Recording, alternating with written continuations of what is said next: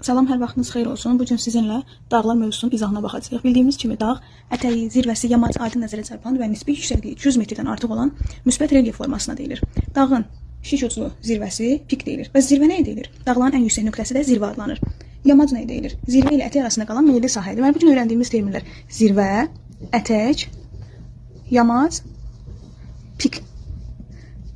Daha sonra isə dağlar hündürlüyünə, mənşəyinə görə bir-birindən fərqlənirlər. Hündürlüyünə görə dağlar 3 yerə bölünür. Alçaq, orta və yüksək hündürlüklü dağlar. Alçaq hündürlüklü dağlar 1000 metrə qədər, orta hündürlüklü dağlar 1000-2000 metr, yüksək hündürlüklü dağlar isə 2000 metrdən yüksək olan dağlar və yaxud onun zirvələrinə deyilir. Mənşəyinə görə də dağlar 2 yerə bölünür. Tektonik dağlar və vulkanik dağlar. Tektonik dağlar qırışıq,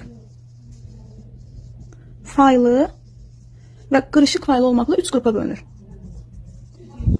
Qırışıq dağlar cavan dağlardır. Faylı dağlar qədim, qırışıq faylı dağlar isə yenidən törənmiş. Cavan dağlar nəyə aid edə bilərik? Kordilyer, And, Atlas, Himalay.